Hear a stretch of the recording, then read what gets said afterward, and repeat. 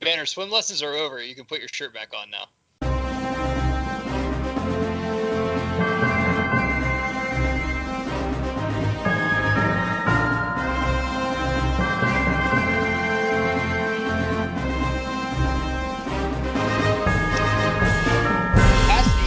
Take a shot of Dragonstone because the Broforce Squad is reviewing Game of Thrones Season 8, Episode 3.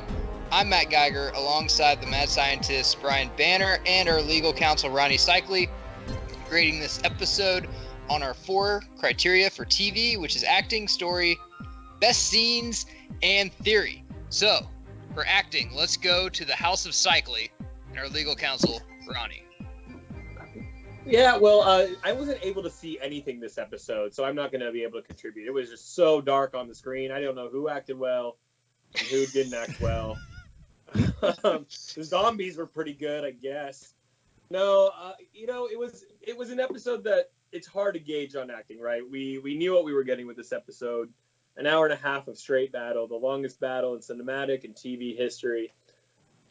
And when you really have to break it down and who's a good, who did a great job when the dramatic parts were presented. I actually thought, contrary to last week, when I criticized Danny's acting, I thought we're obviously doing spoilers here. So if you haven't seen it, you're crazy. Yeah, you know by now. We don't even have to announce we're doing spoilers. Yeah. It's past Monday. If you haven't seen it, that's on you. Just if you get on social media for 5 seconds, it's spoiled. So I actually thought Danny, this episode, especially when Jorah went down, and she's holding him. That what she sold that was incredible. It was probably one of her most impressive emotional scenes in the entire show, in the entire series. You never see her really get emotional, and I felt that was really raw. I thought, you can. I don't know if you can call it acting between like Arya and Jon. Jon does the same thing every episode. I thought it was a nice touch of Tyrion and Sansa down in the crypts. I thought that was a really nice moment of there. They kind of sold that reconciliation there. But in all honesty, it's just hard to gauge acting here. Did something stand out to you guys that I'm missing? Yeah, I got one. Go ahead, Banner. Samuel Tarly. He did. Is there ever? Don't you guys just want him to die? Seriously, he's done this. He's like It's like watching Hulk Hogan wrestle. He does the 3 moves every fucking time. He trips, he falls, he's about to die, and someone saves him, then that person dies. But this time, nobody was there to save him. And I think that was where he did good. He was literally getting eaten alive by the zombies. I mean, I'm pretty sure he survived. Actually, every person who did save him, they ended up dying. Yeah, but that's why I love how Jon didn't save him at the end. Yeah, I thought he did a really good job when the zombie things were getting him. I guess they're called whites. I just don't see color, so I don't approve of that. But when the zombies were getting him, I thought he actually expressed like true terror on his face. When that was happening, where I didn't necessarily buy that with some of the other characters and actors. So everyone knows that I'm pro White Walker, so everyone's expecting me to pick the Night King because this is the episode he shined. But I'm not going to do that. I'm actually going to... He stretched this episode. He smiled. That was a big difference. He did. I mean, if you're going to say Tom Hardy rocked it in the third Batman just for facial expressions, then you got to give it to the Night King. However... I'm going to go different. I'm going to go the Lannister brothers, specifically Tyrion, but Jaime too a little bit, because the episode before, where they're just drinking wine around the fire and just kind of be like, hey, we're all going to die tomorrow, let's live it up. That's very well their character, but I think they really did a very good job acting and showing you the consequence of the situation, that he wasn't fucking joking at all during this. He's like, this is finally my demise, this is some serious shit. There's a couple times he took kind of a swig of wine because he thought he was going to die, which he might have kind of snickered. But him and Jaime, their character arcs, and they're kind of the two that I kind of like for comedic relief. But in this episode, man, they were stone cold fucking serious, because this is what 8 seasons, I don't know how many years that'd be, like 10 years of this, 10 to 12 years, I think, of this show has come down to. I thought they did a very good job, not kind of, marveling it or fucking Disneying it, making fun of a really serious situation. They were dead serious, and I really dug it on their acting. There wasn't a funny point. There wasn't a comedic relief, was there? Did I miss it? I don't think so. I mean, there's a couple times where Tyrion kind of took a swig of wine that I was just like, kind of, that's kind of funny. Right. But it wasn't like like I said, I know a bunch of people on the spot are fans of these movies, but the Marvel thing, we're stop dead cold. I'm going to throw this joke in here. Then we're going to get back to the fighting. This was, hey, we already did our fucking jokes. This is fucking the serious shit. A lot of people are going to die, which I was a fan of. I thought it was kind of funny when Bran thanked Theon for basically dying. Like, hey, you protected me, and I knew you were going to die. So, like, thanks. I thought that was funny. We'll get to Bran later. Bran is like the kid in your math class in high school that's like, dude, he's going to shoot up the place any fucking day. Dude. He's just sitting over there quiet. Okay, going into story, Banner, go ahead. Just kind of catch the folks up on the story on this one. Yeah, I mean, okay, this is the big battle that we've been waiting for. The Night King and the White Walkers are there. They are invading the north. This is the big battle. And we saw it. Personally, and I think I'm in the minority on this, I think the episode and some of the zombie fighting scene, especially the second act, was actually a little long. Like, okay, I get it. They're zombies. They're getting overtaken. Okay, let's move on. Oh, we're still getting eaten by zombies. Okay, all right, cool. Oh, we're still losing. Okay, I understand. Still losing. Oh, okay, cool. All right. Oh, cool. You finally breached the castle. Okay, now we can get moving again. I just thought that, granted, it was great, and I know if you guys haven't watched it, you guys should watch. It's called The Long Night. It's the making of The Long Night. I don't know. It's the behind the scenes of this episode. It's on HBO. It's a 41-minute, basically, documentary of how they made this. They shot night shoots overnight, like 12-hour nights for 11 weeks. So they put the work in, and I understand you deserve it's the longest battle scene, but I would have liked more of the buildup of the suspense and more of the kind of aftermath after they've breached the castle, as opposed to this just like having dead people and not dead people run into each other. There isn't really a whole lot of story here other than Bran is still on angel dust, and we don't know what the fuck is going on in his head.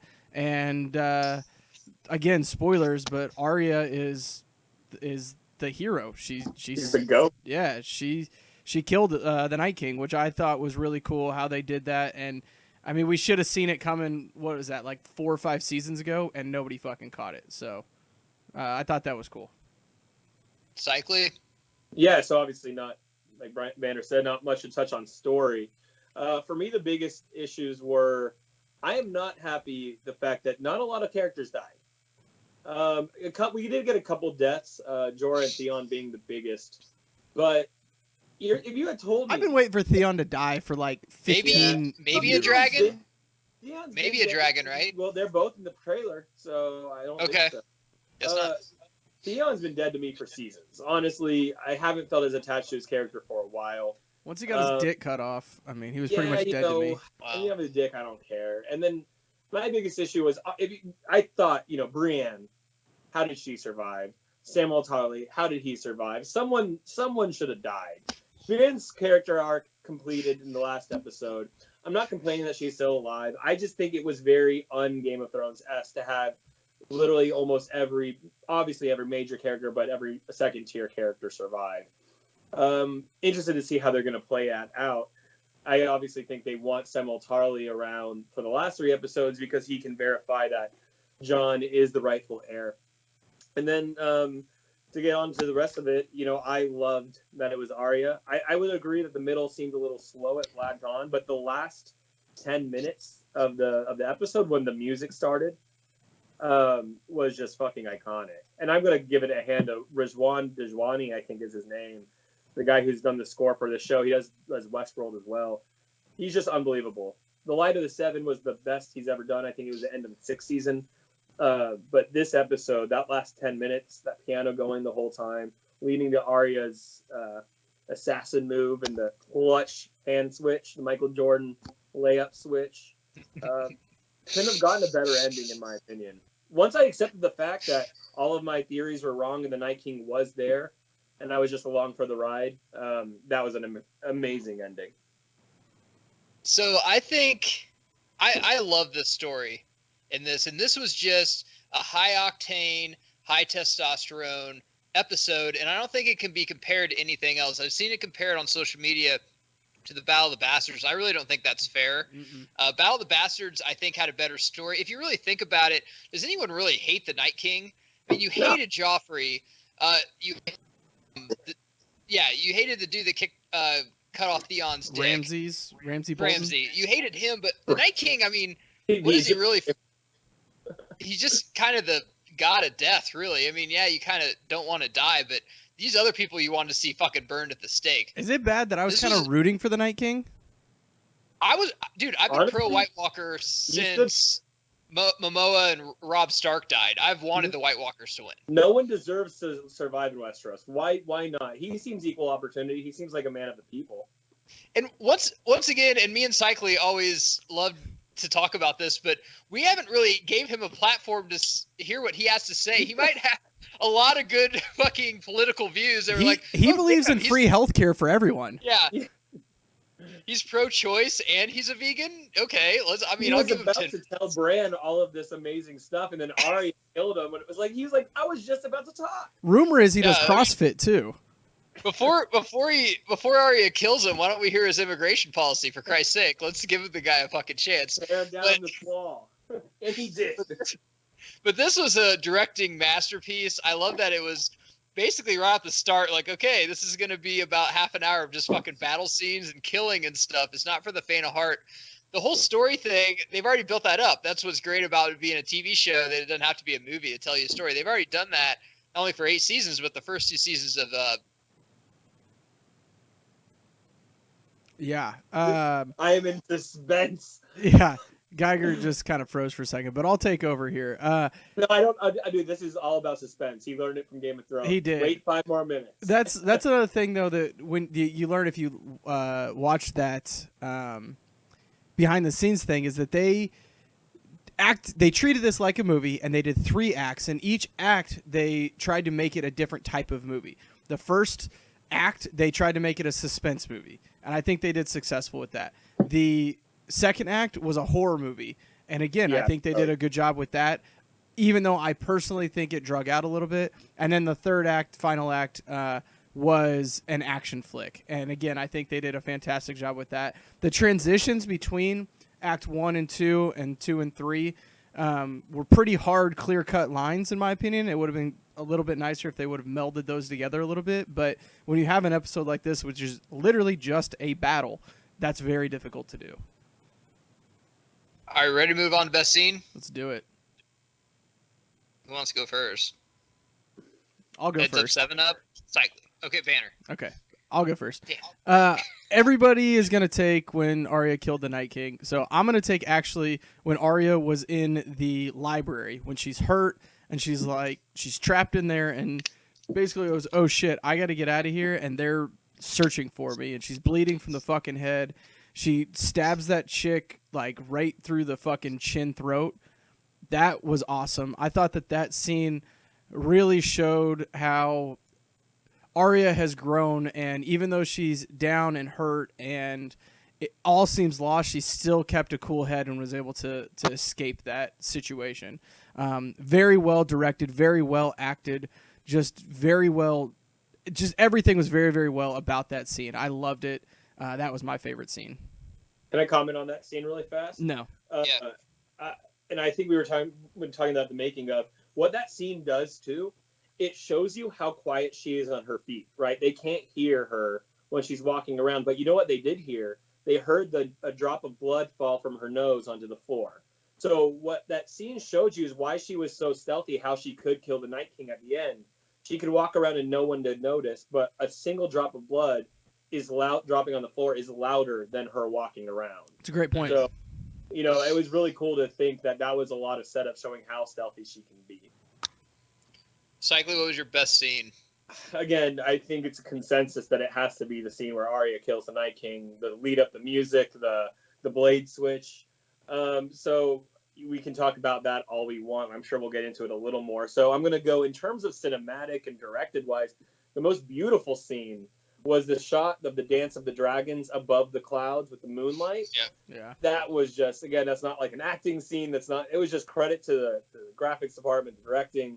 That was just one of the most beautiful scenes you've ever seen. Just that shot was fantastic of the dragons fighting and then falling together.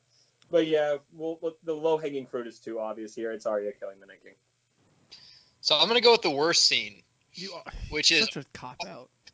Which is Arya killing the Night King. And before I know all the exactly feminists- why, and I can't agree more. I know Before where all you're the going. feminists and shit fucking comment below, just hold on. Just chill the fuck out. I know you guys hate me anyway, but just listen to me.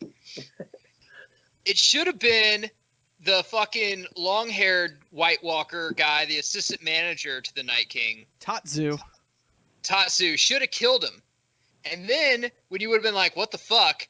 Then they should have taken off his face and it would have been Arya. And Arya would have had the face of a White Walker and you'd be like, Jesus Christ. That's how it should have fucking ended. Not She would have when had to kill Arya's- the White Walker first, and he never left the Night King's side, though, right? Because she has to kill him to get the head or the mask. It It would've would been have sick, been I like he agree. was almost dead the whole time or so, or it wouldn't have been him. Maybe some other fucking White Walker that was beside him. Just that she had the face. She should have been the faceless person of a White Walker to kill him. That's Yeah. how I think it should have been done. Because that would have been fucking badass. That would have been sick. Because you haven't seen her be the faceless person since the Red Wedding guy. Whenever he's like, "You leave one wolf alive, the sheep's never safe." I think that's the last time you've seen her be a faceless person. Yeah, I think so. She hasn't even used it. So I thought that was a missed opportunity. I'm like, damn. But I'm like, they might be saving it. In all honesty, this could be a theory in a little bit, but they might be saving it. Maybe that's how she killed Cersei, with Tyrion or Jaime face. Or she is now Alright. going to have the Night King's face, right? Because she's Whoa. killed the Oh Night King. shit! let's just get into theories, because this is gonna take a while. Like, what, you just want to go around the horn? Because I got two. So Start us off. Yeah, start us off. You start us off with one. We'll go around the horn. You do your second. the first one is, I don't know if the Night King's done or what, but that'll be my second theory. But he's a Targaryen, right? Because the dragon fucking blew on him and he didn't even die. He just looked at him like, you know what? He's got to be. He has to have Targaryen blood. I know he's dead, but doesn't he have to be a Targaryen? Well, remember they said in the last episode they don't know if Dragonfire can actually kill them. Just the Night King, but it can kill any other White Walker? I just think the whites, not the commanders. You know how there's different levels of White Walker. Okay, isn't it weird though that the only people that we've ever seen ride a dragon in this fucking show has Targaryen blood. He has a White Walker dragon, and he can't die by fire.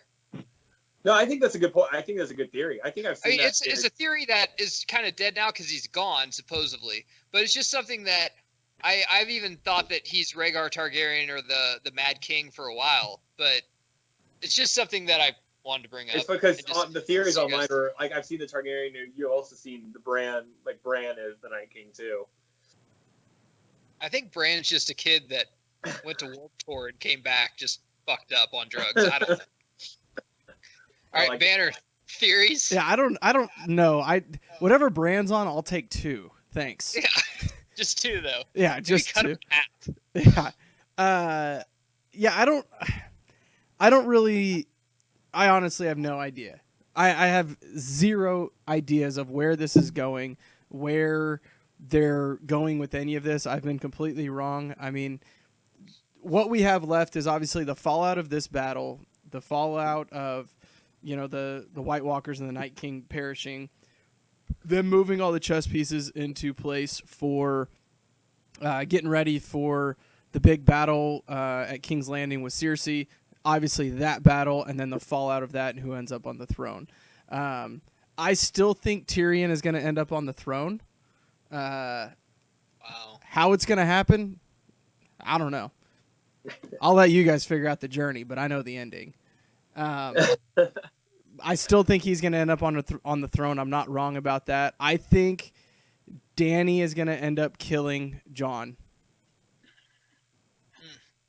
Again, how? When? I don't know. Dealer's choice, but it's going to happen. Cycly. So I went a big O for my theories about this week's episode. I really thought that since the show started with the White Walkers, they wouldn't defeat all of the White Walkers this episode. I thought the Night King was on his way to King's Landing. Did not think he'd be in Winterfell. Did not think he would be killed, and definitely didn't think he'd be killed by Arya. So that kind of threw in a lot of wrenches in my theories. I still think Bran. It really pissed me off in the episode that Bran's like, "I'm gonna go now," and then he's warging through ravens, but he doesn't actually do anything. So my theory is that we're obviously going to find out in the next couple episodes what he was actually up to. I'm kind of starting to believe that he was in the past organizing the events as they unfolded to make sure that, you know how we talked about the dagger that killed the Night King was the same dagger that they attempted to kill Bran with in the very first season. Mm-hmm. That he is in the past making sure he's the one who gives it to oh my gosh, Littlefinger. Like somehow in the past he makes sure that Littlefinger finds it. So he's manipulating the past to make sure all the events led up perfectly to how they did at in the end of this episode.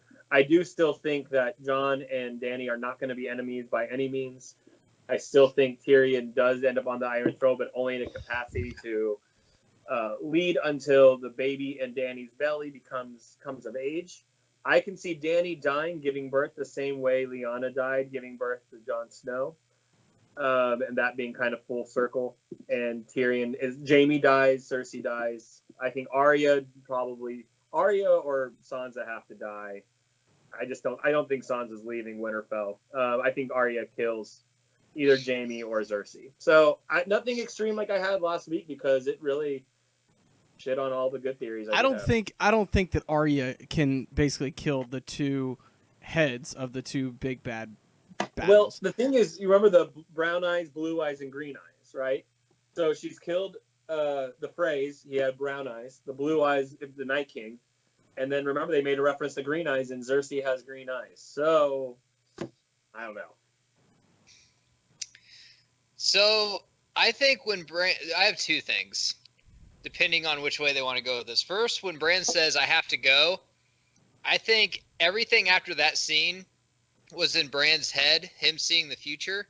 So I think this episode is going to take place once Bran gets back, and he's going to kill Arya because he's on the side of the White Walkers. So wait, the Battle of Winterfell hasn't even taken place yet? We're looking at another hour and a half long episode of what we just It's saw. the exact same everything episode. You saw was just like in Bran's fucking head. Would that just piss people off? Like, why are they showing last week's episode again? Or, so at the scroll at the beginning, it still has 4 heads. It's still got a dragon. What the fuck's a Baratheon? Like an elk? A deer? Something? A wolf? Yeah. And a lion. So we've already killed the White Walkers. They're not even at the scroll. So we still got a lion, which is Cersei. We still got a wolf, technically, which is Jon. We still got a dragon. Yeah. We still got, or Sansa. We still got a dragon, which is Dany. We still got an elk deer thing because we still have a Baratheon. So I think basically everyone's going to claim their thing to the throne, and all the armies are going to split into 4s, and we're going to have a 4-way battle for the throne. I just don't see how Gendry could. I like that idea. I just don't see how Gendry, with 3 episodes left, is going to have any sort of following. It's because people are going to follow Arya, and they're a thing now. Yeah, and she's probably pregnant. Dick before the battle. They're not a thing. She wanted any dick. Like I said on last week's episode. She would have gone exactly. to that. I bet she's pregnant. For all you guys listening at home with pregnant wives, don't let them give you shit about they're tired. Arya killed the fucking Night King when she's pregnant. Like, she could get up and get groceries. Or make you a sandwich. Yeah, or make you a sandwich. Only if they kill the Night King first. Wouldn't it be awesome if it was all Bran's dream the whole time? This whole fucking episode that was directed for like $18 million. It's still the first episode, and we're back when he's in Winterfell as like an 8-year-old. He's like, whoa. Yeah, what if this is just him having a concussion from when he fell out of the window? Yeah, when he wakes up, he's not paralyzed at all. He just had a concussion. He's like, dude, Jamie pushed me, and you don't believe what the fuck happened. Like, it's a lot of shit. You were there, and you were there. Yeah, you were there, and you were there. Like Wizard of Oz. Yeah, your head was gone. What a tremendous waste of time. I hope that is how it ends. That'd be fucking awesome. You heard it here first, people. There's no way no one came up with that because no one's as high or as drunk as we are right now. All right. We've been the Broforce Squad. This is our Game of Thrones review. Check us out every week for our Game of Thrones review. We also do other reviews. We do movie commentaries. We do a lot of shit. So like our page on YouTube or iTunes or Letterboxd. Our website is broforcesquad.com, and you can tweet at us at Broforce For Matt Kiger, our legal counsel, Ronnie Cycli, and the mad scientist, Brian Banner, we'll see you. I used to say in around the wall, but the wall is fucking just, I don't know. We'll see you around Winterfell. Yeah. Let's go to Dorne. Dorne sounds nice. Yeah, that sounds awesome. It's great this time of year. It is. I hear it's great any time of year. I hear Winterfell's shitty every time of year.